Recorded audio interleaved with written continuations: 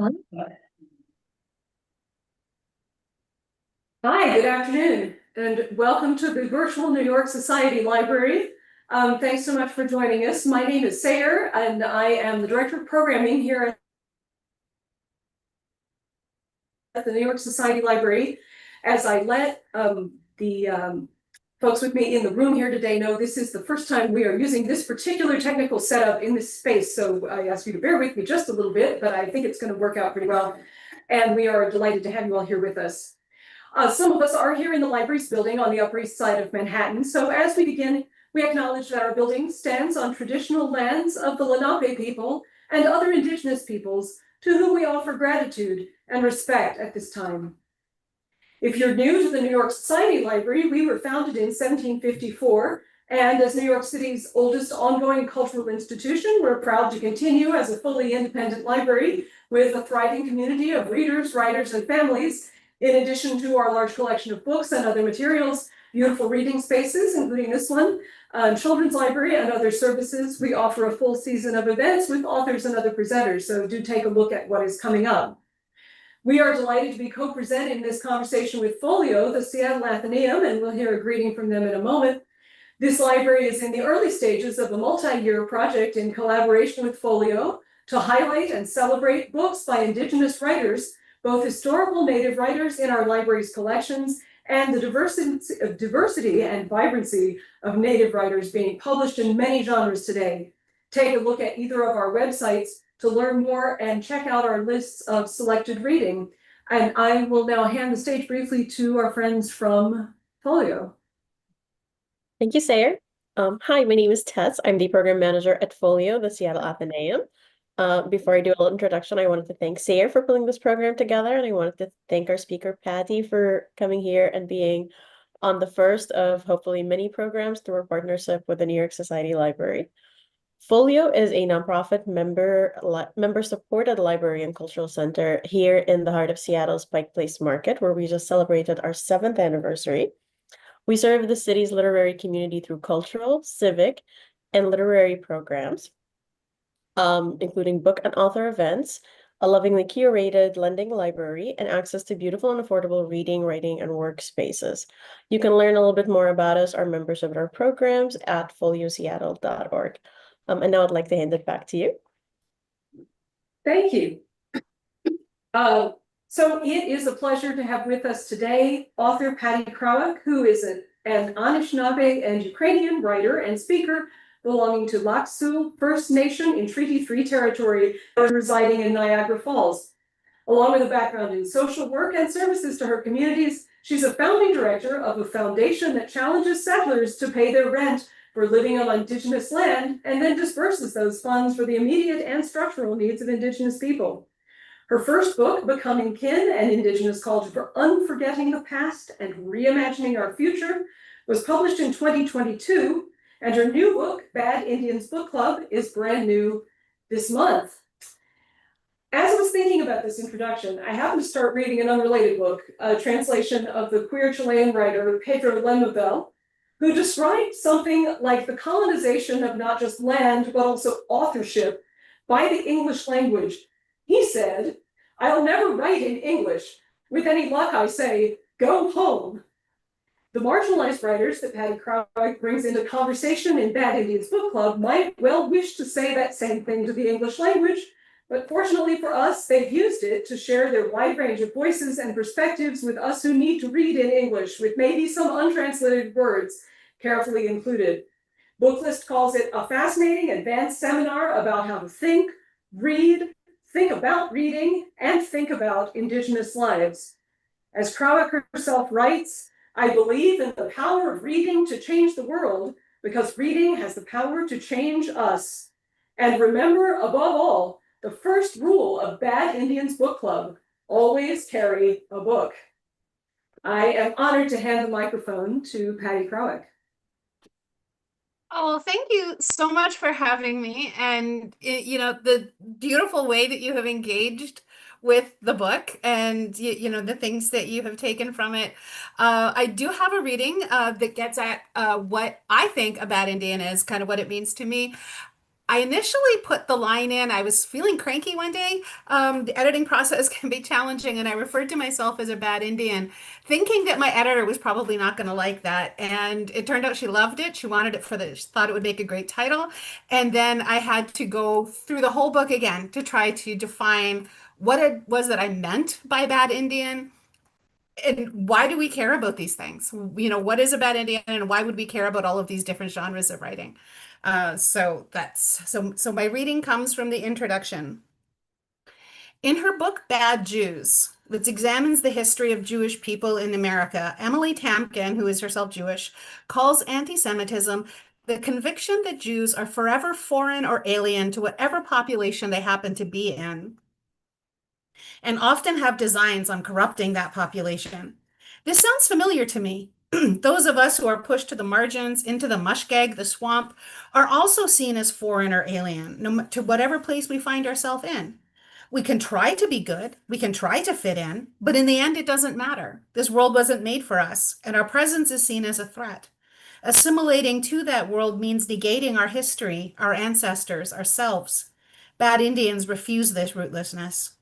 Following the paths onto which bad Indians led us, my children and I found others who refused to be saved. People from the communities who, like us, had been pushed violently to the margins, and people who refused the offer of rescue through compliance with the system that had rejected them in the first place. They have also refused the false promises of assimilation that cut them off from their history, their ways of knowing and being in the world. Too often, people accept the explanation that we were rejected because of something we did, so we change the things that we do in the hopes of being accepted and given a place at the table built on stolen land. But bad Indians know that it wasn't anything we did. We're rejected because of who we are. These paths led me further and further into the woods and away from colonial futures. My people are bush Indians, and Baskabayang means to return to yourself. It carries the idea of going into the woods. The Ojibwe Anishinaabe lived in the forests and swamps north of Lake Superior. And even though I grew up thousands of kilometers from the place I call home, something of that must linger in my blood or memory to be passed on to my children. When our children were young, we went hiking together, our oldest son, Ben, frequently following breaks in the bush, pushing through shrubbery, following what we came to call Ben trails. We inevitably found something beautiful, something that those who stayed on the conventional paths would have missed.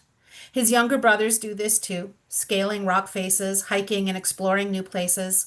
Following my children, now adults, on hikes and across oceans into the communities they find and become part of has expanded my world as surely as anything I have read. In a world that is increasingly polarizing along religious, racial, and ethnic lines, it is becoming critical for our survival to talk to each other and think beyond the political categories that keep us apart. Reading groups or book clubs have a long history of exploring new ideas.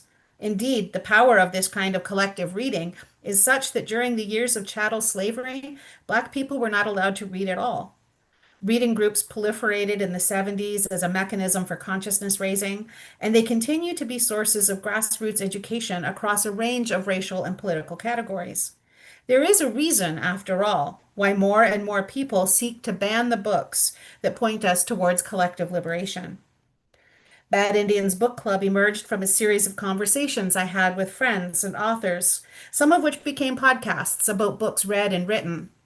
As happens in any good book club, ideas about how we could live together emerged from the connections between us. Readers and writers from a variety of backgrounds who are no longer seeking inclusion into a house that is on fire. I write these words as the world is awash in protest.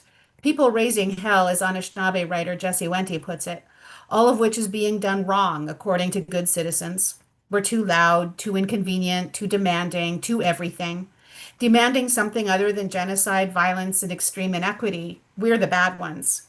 I'm okay with that, with being one of many bad Indians who challenge the stories we tell about the society in which we live.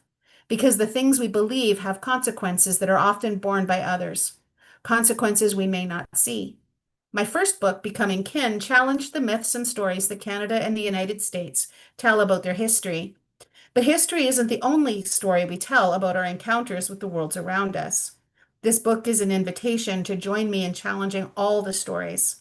I hope that you can begin challenging the stories you encounter, stories that, like the colonialism in which they are rooted, serve to displace and erase other ways of knowing. We live in a culture that romanticizes certain kinds of outlaws, and I don't want to do that. But we should pay attention to how marginalized people are spoken of when we refuse to take our place. To remind us of what's at stake, of how we are seen and spoken of when we refuse to behave, Oholoni, Olore Costa Esalan, memoirist Deborah Miranda, writes a novena to bad Indians, a novena being an urgent 9-day prayer petitioning for grace or favor. She offers gratitude and intention to those who are called names and painted as violent. She petitions those who refused to accept their social position in gendered hierarchies. She asks for grace from women whose sexual agency and reproductive choices were and are seen as threatening. She honors those who refused to convert to a Christianity that arrived hand in glove with empire and those who later recanted. Illuminate the dark civilization we endure, she implores. Teach us to love the untamed, inspire us to break rules. And remember, she says, even dead Indians are never good enough. Bad Indians Book Club is a novena of sorts. 9 chapters of public prayer to bad Indians and those like them who refuse to be left in their special interest section. Bad Indians know that you learn best when you push aside the dust and detritus you have become accustomed to and make room for new ideas and new ways of thinking about things. Bad Indians take the life around us seriously, even when it is life we don't understand. Bad Indians return to themselves through histories told by those who have a different stake in those stories. We are experts at refusal and creating hostile spaces. We tell our own stories, even when they aren't pretty. Bad Indians wield stories like weapons in the war against the imagination. We pick medicine with the things that go bump in the night. And we know that we have a future, despite everything that has been stolen, buried, and burned. There is something defiant about being a bad Indian, about leaning into these negative stereotypes, something adolescent and feral. If I'm going to get into trouble anyway, I might as well deserve it. This book is ultimately a book about refusal, refusing political categories and the borders and violence that come with them, refusing to assimilate by becoming the kind of person the state cannot assimilate. It's written by a bad Indian who doesn't just want to survive this current apocalypse. I want to join with others, bad Indians and more, to midwife new worlds into being. So that's my introduction, my intentions, and Sayer sent me a bunch of really good questions that I would like to get to now. Thank you, Patty. Um, it's a wonderful introduction to what I think, anyway, is a very fruitful idea. And actually, having heard that passage, I'm going to kind of skip to the thing that I had put last in the list of questions in no particular order. So you introduced this idea of bad Indians and the Bad Indians Book Club. You mentioned to me that somebody had asked whether there could also be a Bad Ukrainians Book Club, and how that opens up the notion of being bad in the way your title means it. Would you like to share a few further thoughts about this area? Yeah, so I mean, I'm also Ukrainian, right? So on on my mom's side, I'm Ukrainian. I was raised in that household, but nobody in that family saw, like, I shouldn't say nobody in the family, nobody in the community saw me as Ukrainian. My grandparents, they tried to teach me the language. It didn't fit with me. I didn't look like them. I didn't look like their community. I was the brown kid in the white family. And so those were the assumptions that people made about me outside, even though I had no context for what it meant to be Native, to be an Indian, to be Indigenous. I mean, I learned about it in the 70s where everybody else learned from about it, which was watching Little House on the Prairie and Bonanza, which are not particularly reliable places to get information about Indigenous people.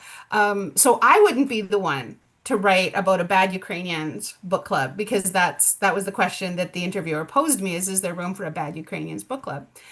And I think there is, but it depends on where you're writing from, what that's going to look like, right? Because Aurora Levins Morales writes about her family having a slaveholding past, so confronting that past and, kind of thinking about the stories that we tell about ourselves, the stories that are told about our community. So it depends very much on kind of who your community is, where you're writing from, exactly what bad would look like, what overarching narrative you're rejecting would look like. But I think that there's room for that. I think that there's room in this book club for everybody who wants to kind of, reject these ways that were described that ultimately keep us apart. Thank you. So this book is mostly nonfiction, with some literary criticism aspects, but it also has some memoir and personal essay aspects, and then it has a fictional thread that draws on traditional stories but is original to you. Why did you decide to create the book as that complex of things?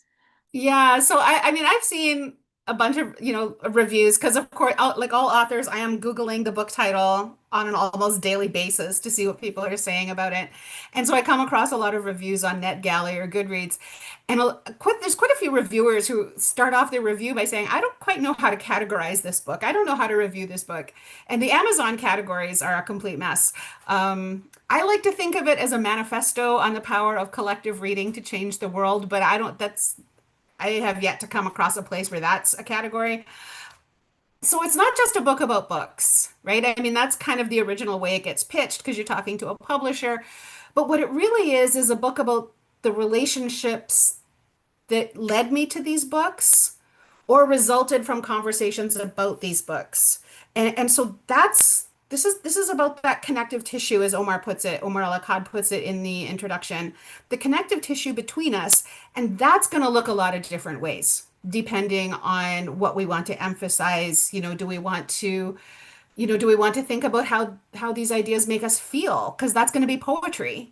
Poetry taught, look, and so every chapter I'm reflecting on a poem that is connected with the material. I'm talking a lot about the conversations that I've had then and since, or other podcast conversations. I'm talking about why I read that book, what drew it to me in the first place. And so that's going to be memoir. And the other memoir aspect of it is, I mean, you come at stuff and you're like, oh, this is what people need to think, or this is what people need to know. And by including my own story, my own memoir, because as I said, I wasn't raised in an Ojibwe community. I was raised, in Niagara, which is a very white community. So there's a lot of work that I had to do as well, and that's where the memoir comes in, is I'm not asking people to do things that I haven't also done. I'm not asking people to challenge things that I haven't also had to challenge. The fiction piece was impulsive. My editor was worried that it might be confusing for readers to go back and forth between fiction and nonfiction. And of course, I mean, that's definitely confusing to anybody who's trying to categorize the book. But I wanted to include Dear Woman initially as kind of an ethnographic study because I had been talking with a friend about Dear Woman. She teaches a women and gender studies within the Indigenous sphere at a local university. And we were talking about how Dear Woman kind of exists in different cultures here, in what's currently North America, but also elsewhere. There are other societies that have these kinds of shape-shifting creatures, cryptids, whatever you want to call them. And so my initial intent was to do something like that, but I realized fairly quickly that I was way over my head in terms of that kind of research and analysis. So I opted instead to stick with my own Ojibwe, the Anishinaabe kind of Eastern Woodlands understanding of who Dear Woman is, and then just make up a story because that's what we do, right? We make up stories to try to make sense of the world around us.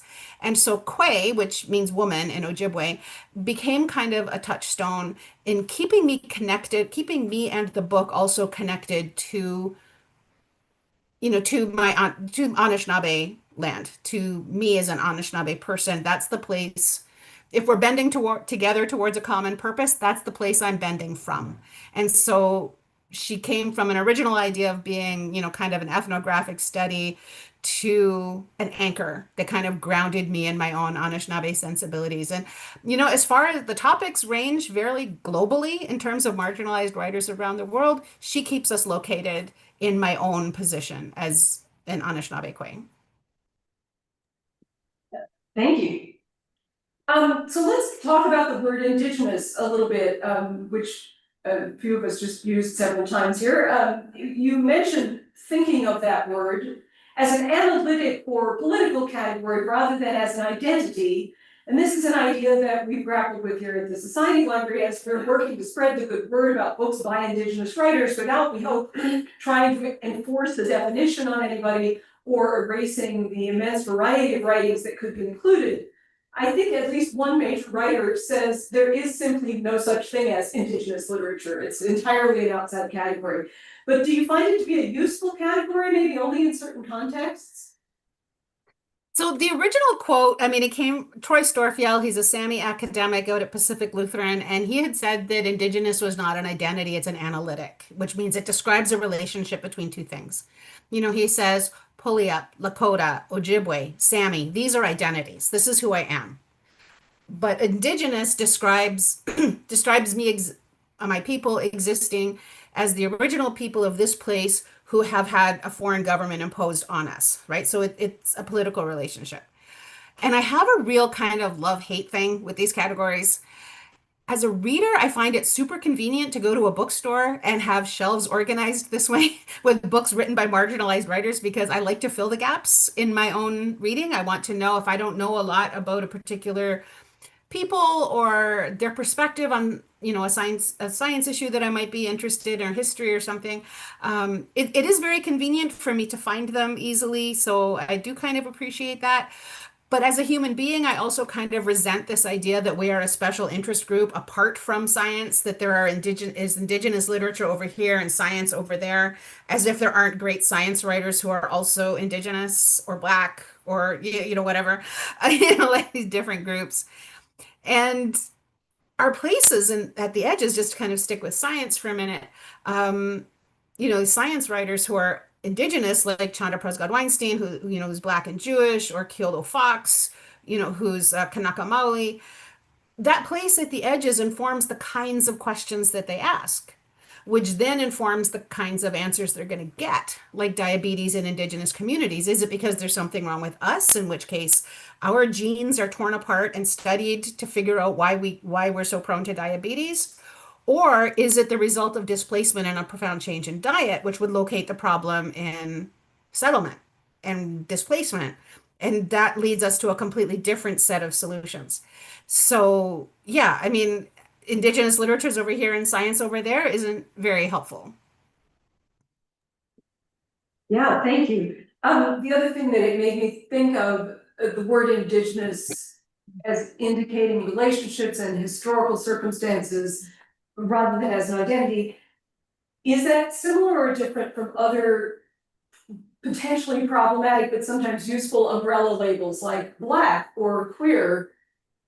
Yeah, so one thing that I think we need to remember with these categories is that for a long time, and in some cases still, they're legal categories that controlled access to civil rights or public spaces, that decided who was and was not allowed to get married, you know, what water fountain you were allowed to use, where you were allowed to live. Indian is still a legal category defined by the federal government. And the dominant culture tells stories about the people in those categories, about the specific areas where they were exceptional and the areas where they were severely lacking. Like could be exceptional in sports. Like in Canada, it's all about Native people in hockey. You know, we're exceptional at that. But we're also, you know, prone to alcoholism or, you know, all these other things that the story tells us. And so the areas where we're lacking are coincidentally the places where social power and political access to that power are located. And again, these categories are also somehow discrete, as if people are not Black and queer, or Indigenous and Black, you know, like Afro-Indigenous people exist. So we don't have tidy borders. We're not internally homogenous. And, you know, these categories are not always very helpful, but I have a love-hate relationship with them too, because they can also be useful. They can also be useful in terms of helping us understand what our relationship to the state is.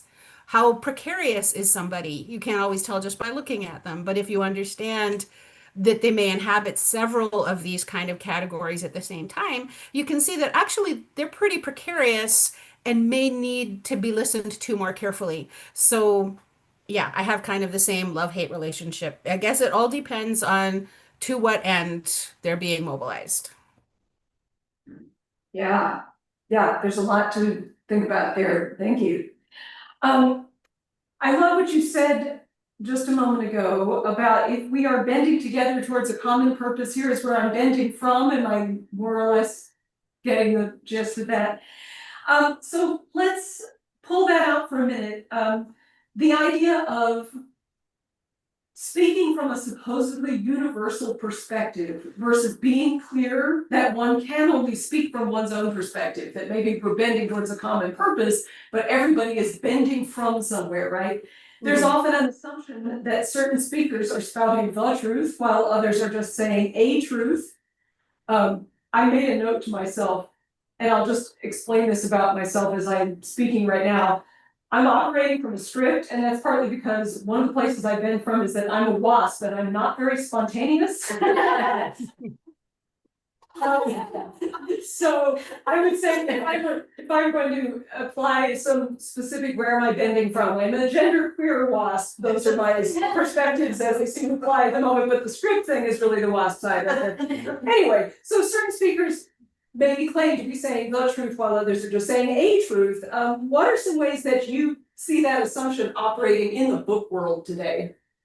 Well, I mean, one really clear way that this operates is that Indigenous people have their own literatures, right? You know, there's queer literature, Black literature, Indigenous literature, but I have yet to see anybody described as a white author or a white urban author, right? Like you don't have like white studies in the bookshelves or anything like that. One of the things that kind of got me thinking about this was Hannah Burgess.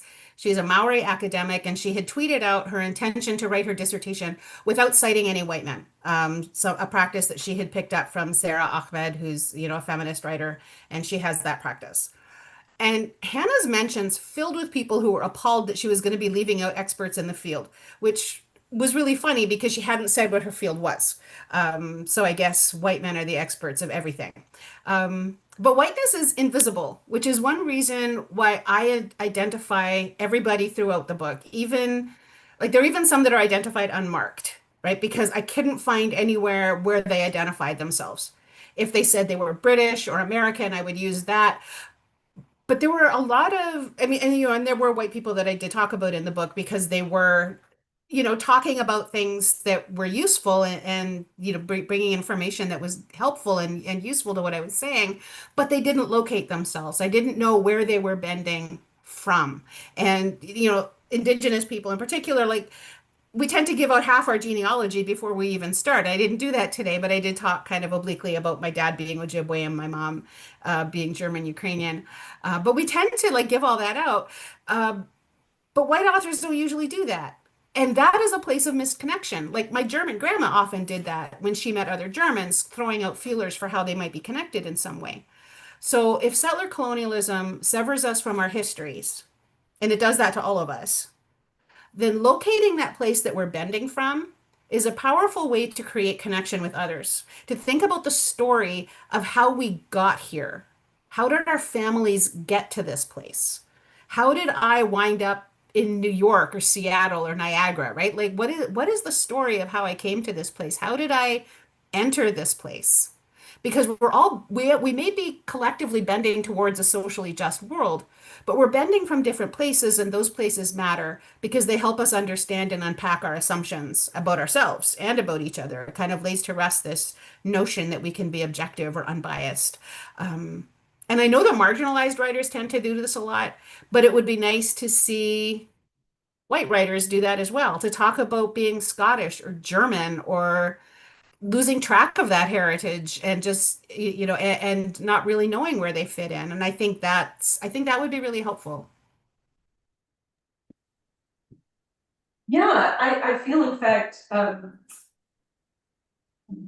I know a lot of people who have jumped on the opportunity to use things like ancestry.com in the past couple of decades, but who are doing it, and this is great, but doing it for their own information, but they're not necessarily using it as then a way to sort of be grounded in something.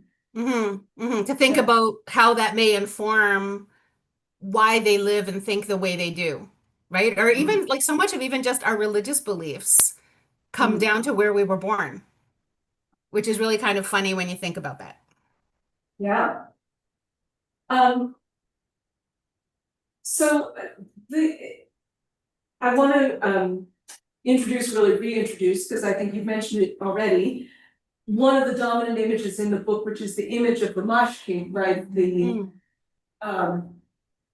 I will let you define it if you don't mind. I don't want to try to do so. The book does so beautifully. But the idea of being, it's a place where lots of different things can meet and overlap. Can you speak a little bit about that image in general and also as it relates to the specificity of perspective versus universal perspective? Yeah, so I have a wetland behind my house, which is a very nice way to talk about what is basically a swamp, what the Ojibwe would call the mushgag, and it is teeming with life. We've got coyotes and foxes, deers, wild turkeys, lots of bugs and birds, and just all kinds of stuff. The mushgag, a swamp or a wetland, is tricky to walk through because there's ground that looks stable, turns out not to be. There's tree roots and vines to trip over. I once found my dog nose to nose with a coyote pup. I think that the mushgag is a really brilliant image for how we could live together in a vibrant community. Because sure, there's going to be friction. Like we stayed out of that part of the mushgag for a few weeks after that coyote encounter to respect their space because I didn't want my dog to get in trouble. And sometimes you love people by giving them space. You walk very carefully through their lives. You pay attention. You see how deeply interconnected everything is and how fragile some of it is, right? So we don't just be ripping things up and pouring fill into it to make it more convenient to us because it might be more useful for us, but destructive for all the others who live there. And one of the other epigraph of my book talks about how we enter the land and build relationship, how we welcome others.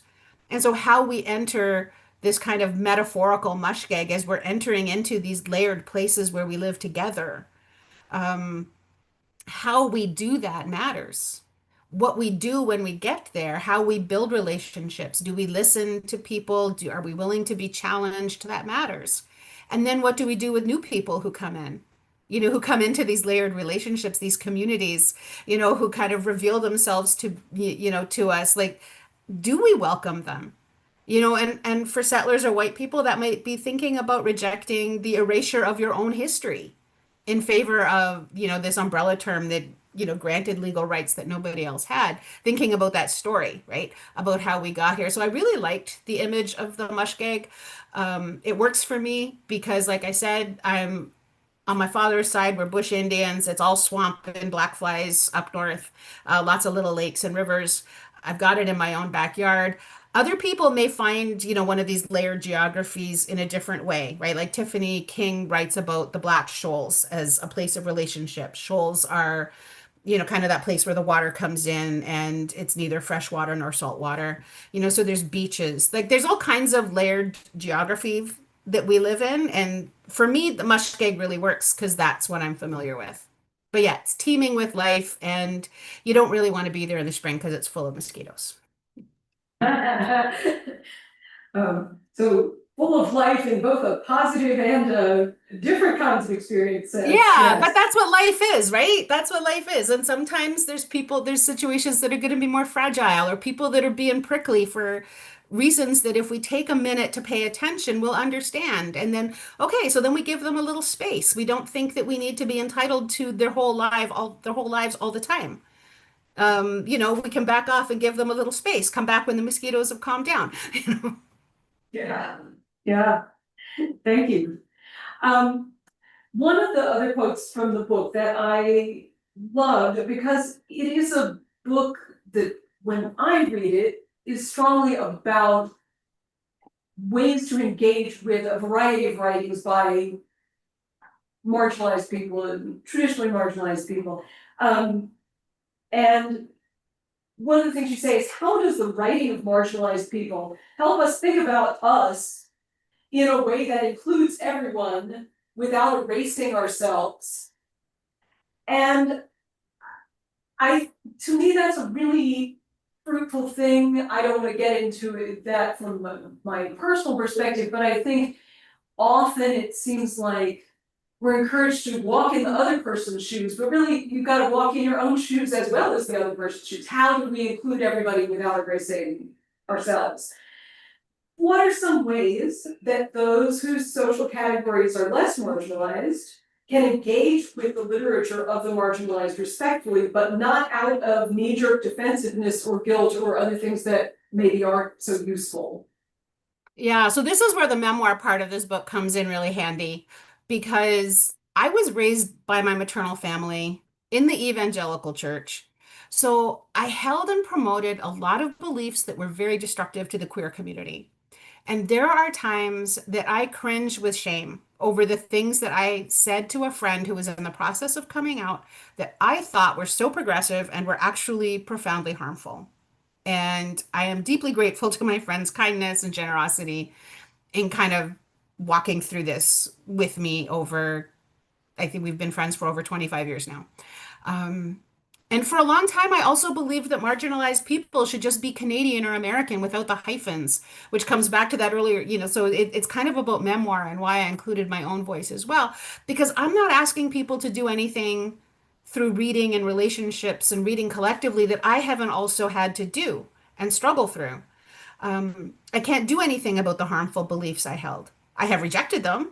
I speak out often against them because one thing that I can do about ongoing harms is not me telling the queer community what they should be doing and how they should be protesting and how whatever they're doing is, counterproductive to what they say their end goals are, which is sadly what a lot of allies or people who think of themselves as allies wind up doing. What I can do is educate my own community about the harms that they're doing, about the harms that they're participating in or ignoring. Um, so it's my own willingness to be corrected, to fail and try again. If you listen to Medicine for the Resistance, which is my earlier podcast with my friend Carrie Goring, I mean, as well as the conversations that led to this book have been released in podcast format as Bad Indians Book Club. So you can find that in your podcast app as well. And you'll listen to us learning in real time as people push back on on things that we're saying or ideas that we have. At one point, I think that Daniel Heath Justice is transforming harm, and he corrects me. He says, "No, I'm not transforming it. I am acknowledging it, and then trying to find a way through it, which isn't the same thing as transforming it." And I found that really helpful. And so, yeah, you listen, you hear us learning in real time, you hear us having presumptions challenged or corrected. Very few of us have universal experiences of either power or oppression. And it's important to recognize that too. Some of us are better insulated than others, and that matters. But we can't let ourselves get paralyzed by I don't know, or what if I do something wrong? What if I step wrong? Yeah, you're going to step wrong. But what I have learned from social media, as well as from these conversations, is that it's not the error that gets people in trouble or gets them canceled. I mean, cancel isn't even really a thing, but it isn't the error itself that causes the problem. It's the way you respond to correction that is the problem. Do you double down and say, no, this is what I've learned, this is what is right? Or do you say, I hadn't thought about it that way. Thank you for pointing that out to me. And how can I understand this better? Like, what else do I need to know? What else am I missing? Aurora Levins Morales tells this wonderful story in her book, Remedios, about her own ancestors, some of whom were slave owners. The family myth was that they were good slave owners, which is preposterous. But rather than be weighed down by guilt and think that she now has no part in the Black community, she talks about her own abolitionist politics and comments on the transformative power of a descendant of slave owners being an abolitionist. And I think that is what is really powerful. Are we willing to be changed by the things we learn and the people we talk to as a result of that learning? Are we willing to be changed? And that's a really profound place to be reading from. Yeah, thank you. So I'm going to turn then to a very short passage in the book where you talk about this idea of how do we respond to making mistakes, because we're all going to make mistakes in trying to engage with other people at all, but especially other people who come from different places than we do. You write, when we enter into these conversations in the Mash Cave, we're going to make mistakes, fail, we need to accept that. The alternative is just a different kind of failure, staying in our part of the Mash Cave, concerned only with our own role in whatever the dominant culture offers by way of diversity. To what end? And inclusion, into what? That's not how we build relationships that lead to solidarity. We try, we fail, we try again. And I think this is a particularly relevant observation for people who, of course, come from a specific cultural location, but who are readers and writers, and thus, we hope, open to experiences outside our own. I think everybody here is at least a reader and maybe also a writer. Can you talk a little more about how writers and creators from any background can take these ideas to heart as they write about both their own and others' experience? What about if they're writing about people who aren't like them? And also, I love that this passage is from the chapter in the book that's about horror. So how does it apply specifically to maybe horror, but genre fiction? You know, we're writing a mystery and the villain is somebody not like us. Like, how do we do that in a Yeah. writing? Yeah, that quote actually comes after a brief discussion about Lovecraft Country, which I did love. I mentioned that in the book. I loved it. I was transfixed by it, by so many, like so many others were. It was brilliant storytelling. But there's a two-spirit Arawak character who is badly represented and treated, and I think it was intended to be inclusion, but it did not work out that way. And the showrunner, the a writer creator, she did apologize, for that harm, and it was a good apology. It wasn't that, "Oh, I'm sorry you were offended" apology, which really isn't an apology at all. So I think it starts with locating ourselves and thinking about where we're bending from, thinking about, because thinking about that is going to inform my perspective. It's going to help me identify the gaps or unstable ground that I'm likely to encounter. A writer would also need to think about their friends. What friends can I lean on as early readers to point these things out to me? Like even the title, Bad Indians Book Club, was vetted with friends who are South Asian. How do you guys hear this title? Are you okay with this? And they were all like, okay, well, yeah, I mean, legally speaking, you're an Indian, so yes, you can, and it was in those conversations that I actually learned that even Indians from India aren't Indian. They're Bengali and Punjabi and Bangalorean and so many that they were named Indian by the Europeans who found them in, I think, the 14th or 15th century, the people of the Indus Valley. And so Indian just basically means the local people we want to control but can't be bothered to get to know. So they were like, no, it's fine. So even in that case, I turned to my friends to say, like, how do you respond to this? So what friends do you have that you can lean on as an early writer who can point out the places that you're getting wrong? And if you don't have any friends in in the community that you're writing about or including in your story, then why are you writing about it? Right? Like why are you including people where you don't have any friends who can help you shape this part of your story or this character in a way that isn't unintentionally harmful? If I want them to be a presence in the story anyway, and now I'm thinking about horror, then maybe I should be writing about the gap itself rather than trying to imagine something based on nothing but what I've read or seen about them in movies. I think, like, I don't know if you guys remember the movie The Others, where Nicole Kidman and her kids are in this house and they think these people are haunting them, but then it turns out, it came out a long time ago, so I don't mind spoiling it for you. But it turns out that Nicole and her kids are actually the ghosts, and that the people in the house are the real people. And so if you wanted to write a horror story about a community that you want to include because you know that they're not particularly visible and you want to make them visible, that I think would be a really cool way to do it because you're making yourself the haunt, it turns out that you're actually haunting them, which explains because that's what you know. You know how your community sees them. What you don't know is how they see you. And so that would actually make a pretty good horror story, because then they're the real ones.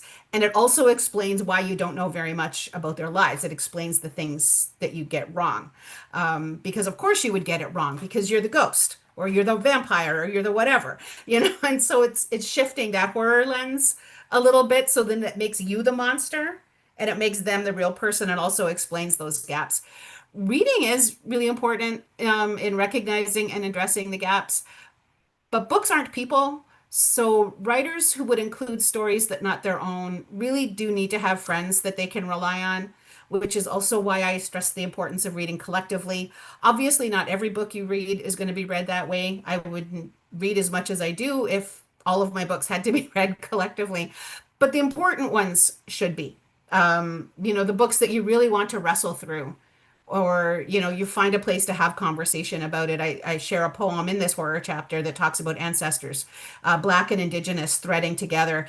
And it was just so impactful and profound to me that I went rushing through a darkened office trying to find a Black friend that I could talk to about this poem, because it was her ancestors and my ancestors threading together to keep Turtle Island together. And I needed to talk about it with somebody who would understand. And so we do that with our reading. And I think that that really helps. But yeah, I mean, if you're going to include people who aren't people that you really need to think about why you want to do that.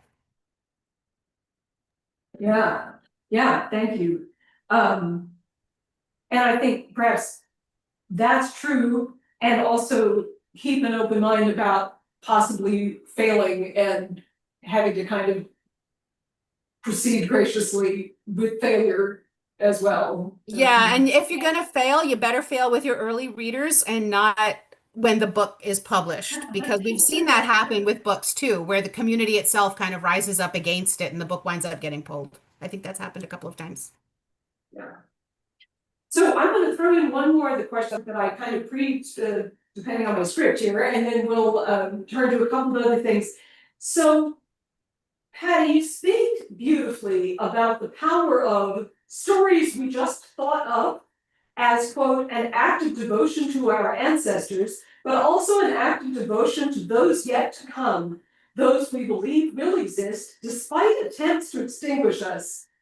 And this phrase reminded me of two tidbits, and one is from the pagan writer Starhawk, who says about the modern witchcraft community, I'm paraphrasing here, as for our rituals, they come from the same source as every other religions, we make them up. I love that, that whole book of verses is very worthwhile. And the other tidbit is from the comic book writer, novelist, and magician Alan Moore. In mainstream comic books, there's a sideline of something called imaginary stories, stories that take place outside the established canon or continuity. Like somebody might write an issue where Spider-Man is a villain instead of a hero, but that's an imaginary story. So someone asked Alan Moore what he thought about imaginary stories, and he replied, "They're all imaginary stories." So does either of these observations resonate with your thoughts about the uses of stories, and especially the place of a canon versus other stories? Yeah, I love that. I love both of those examples, because fiction and nonfiction are really very strange labels when you get down to it. The first place that I learned this was like a conversation with marginalized writers about history, and this was, kind of predates Bad Indians Book Club, predates the panel discussions. It was, I think probably with Medicine for the Resistance, because history is just stories we tell about the past to make sense of the present. Science is just stories we tell about the natural world, and we tend to deride the stories we just make up as having no basis in reality. But I'm currently reading The Reformatory by Tanner Reeve Dew, which is about something that could only, in the loosest possible definition, be called a school for boys in the 1950s of Florida, which is during the period of Jim Crow. And this piece of fiction is colliding hard with everything I know about Indian boarding schools. It's another gap, right? We don't think about Florida when we think about the South. We think about Alabama and Georgia, and somehow forget that during the years of slavery, Florida, with the swamps and gators, were part of the Deep South, where persistent runaways were sent. That history is now being invoked right now with what is euphemistically called alligator Alcatraz, but it isn't something that we often hear anything about in that context. So I'm learning a lot about U.S. history, about Black experience, about these boys in the South, and the use of residential schools. So like that is what it was. It was a kind of residential school for boys, in a different context. The author's grandfather went to a school like that in the 30s. So I'm learning a lot of history and politics from fiction. And fiction is a really powerful place to tell necessary truth, because then we can always go to nonfiction for the details and the receipts. But we also know, because those are also stories, they're the stories we tell about history, the stories we tell about science. We also know that nonfiction does not always include all of the details, that it's also asking questions from a particular place, which shapes the questions that it asks and the answers that it's willing to include. And we know that nonfiction often pretends that certain receipts don't exist. Regarding Starhawk's observation about all religions being made up stories, I was able to take the stories of the Bible, the Christian church, a lot more seriously when I realized that. Because if I'm supposed to take the flood narrative seriously, there are a ton of holes that make absolutely no sense. But as a story, I can look for the nuggets of truth that have nothing to do with whether or not that boat actually existed.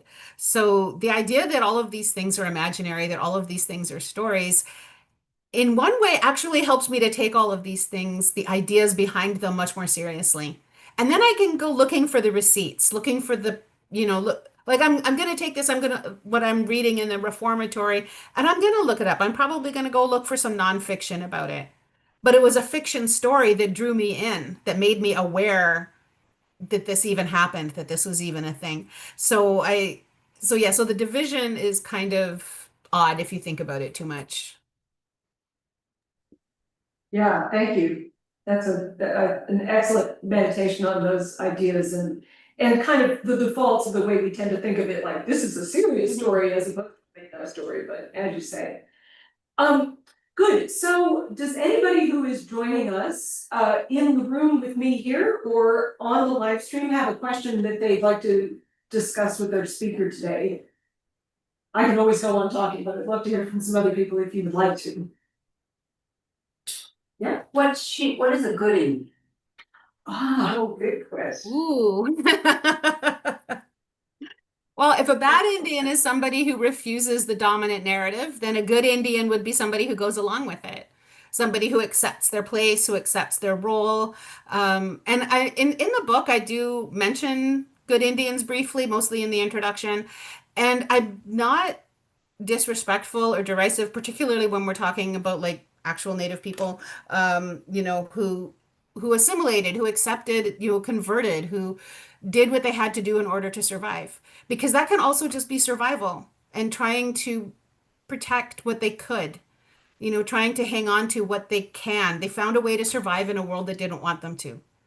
And so I'm not going to deride them as being, kind of terrible and counterproductive and kind of, throw darts at them. That's just not who I am. That's not who I want to be. And it may be that I'm okay to be, a so-called bad Indian because what are you going to do? Not buy my book? Oh, well, you know what I mean? Like I have a certain amount of freedom in my ability to speak up and push back that others may not have. So I'm not going to deride them for it's just not something that I want to do. Thank you. Anyone else? So Patty, I am always tempted to ask our presenters, what are you reading now that you want to recommend to us, or what didn't get included in the book that you'd love to recommend to us? Books, movies, anything. Oh my gosh, there's just way too many books. There are ways, and I kind of addressed this in the end as well, that in the letter to my mom that I wrapped the book up with, that there are so many books that people will probably feel like should have been included that weren't included. I think particularly about Vine Deloria, who is a real giant in Indigenous writing and paved the way for Indigenous literatures as a genre. And I only make a very brief passing reference to him, and I will forever regret that. So yes, look for, Vine Deloria is, an exceptional person that people should be reading. Like I said, I'm currently reading The Reformatory, which is really interesting. I'm getting more into horror than I had been before. Spite House was another neat piece of horror that I wasn't able to fit in. I don't know if you guys know what a spite house is. It's a house that's built to spite your neighbor. So if your neighbor has a two-story house and a nice view of the river, then you would build a three-story house that obstructs their view. And it's very personal. It's not just because they're a random neighbor that you don't like. It's very personal. There's a specific, and I believe there's a spite house still standing in New York City. That might, because when I was looking into what spite houses are, I believe there is a spite house that's still standing in New York City that has an interesting history to it. So that was also kind of a neat book. That's Black horror. So yeah, so The Reformatory is also Black horror. I was going to say anything by Stephen Graham Jones, but I do talk about him quite a bit in the book. Great. Um, I just got to give a momentary plug for this library that I'm pleased that we have a first edition or very close to it of Vine Delore's Custard Eye for Your Sins, which I think is kind of the starter book for his work, that we bought when it was new, and it's on our shelves here. So do go and get that if anybody is interested and hasn't yet read that. Um, Speaking of other good things to read, one of the people that you do talk about a little bit in the book is Octavia Butler, especially in the context of apocalypses or worlds ending and beginning in fiction. And as it happens, this library's next event is on the new biography of Octavia Butler. So that's coming up actually this Monday night. So do come back and join us if you want to. Can you say a few words about how Butler's work is an influence on and an inspiration to you? Yeah, so I started reading Butler a few years ago, just before 2024, actually, which was when the first of the Parables books is set. And I was amazed at how prescient she was because she imagined this fractured US with a Christian nationalist president, company-controlled cities, and basically everything that's happening right now. And I thought, wow, how did she know all that back in the 90s when she was writing? Except that since then, I've also done a lot of reading about Christian nationalism and neoliberalism, and now I'm kind of amazed at how few of us saw this coming, because given that history, our current circumstances really kind of feel inevitable. I think everybody should read the Parables books. Although I did struggle with that last tenet of Earthseed, that I mean, God has changed, the only real constant. We shape and are shaped by God. Those things were good. I liked those. I understood those. But the third tenet of Earthseed is that our destiny is to take root among the stars. And all through those two books, I struggled with that because as an Indigenous person, this is home, right? The land is my ancestor. That Keolu Fox, that Kanaka Maoli scientist I mentioned, he's a geneticist, and he says the land shapes our genome just like our parents do. So when I say the land is my ancestor, Keolu Fox says this is a scientific statement. I'm not, this is not like just mythological jibber jabber. The land really did shape my genome just like my parents do. Although I understood why Butler, through the character of Lauren Olamina, would want to find safety elsewhere, it was really hard for me to connect with that until I read a short story in Adrienne Marie Brown's Fables and Spells, because it turns out that Butler also struggled with that. She couldn't imagine a place more perfect for us than this place. And then in the short story, Amber points out that we are among the stars. We might even be celestial to somebody else. So maybe we should choose here, root here. I love Butler's capacity for complexity, for heroes who are not always heroic. She wrestles with colonization and complicity. She explores ideas about altered and hybrid people and communities because that's where we find ourselves, which goes back to your earlier question about categories. We don't exist in discrete categories. It would be so much easier if we did. But Butler knew this, and she wrote from within those layered places. I would say she's somebody who wrote from the mushkeg. She wrote from these swampy, shoal-like places where lots of things and ways of being layer together. She wrote about that tension where we both criticize the colonial spaces we exist in and yet also comply with other aspects of it. She wrote about mixed heritage and divided loyalties and the power of collective memory in those, in the Clay's Arc series, these beings who spanned generations. Mostly, I love the way that she took Black American experience and imagined it in the future. She didn't treat the future like some kind of DEI project where Black people were included. It was the Black experience imagined into the future. My friend Wayoti Oldbear did the same thing in her book, As Many Ships as Stars, because the Comanche have a long history of stealing horses. That they got really famous for that. Horse trading became profoundly changed their culture.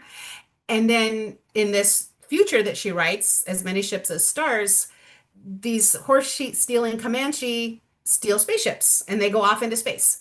And I really like the way these writers take aspects of their history and then shape a future around that, which is not the same as what Star Trek does when they created Chakotay in Star Trek Voyager and they just kind of stuck us into the Star Trek DEI project. I'm glad he's there. He was a bit of a mess, but I'm glad he was there.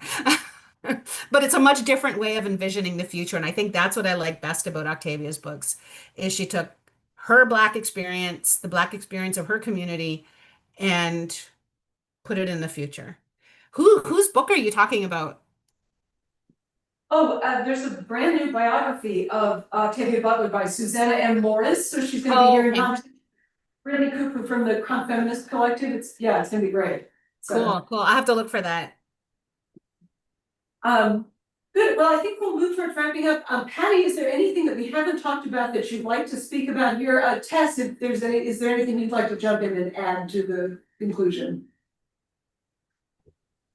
Nothing to add on my part. I think you've done a wonderful job covering most of the questions I would have asked, so thank you. No, thank you so much for having me. Like I said, these were really thoughtful questions that got me thinking about the book in different ways. I appreciated, being able to go over them in my head and think through, because there was some stuff that I hadn't really maybe thought about or articulated as well as I might have. Anyway, I just really appreciated your questions. They were really, really thoughtful and got me thinking in good ways.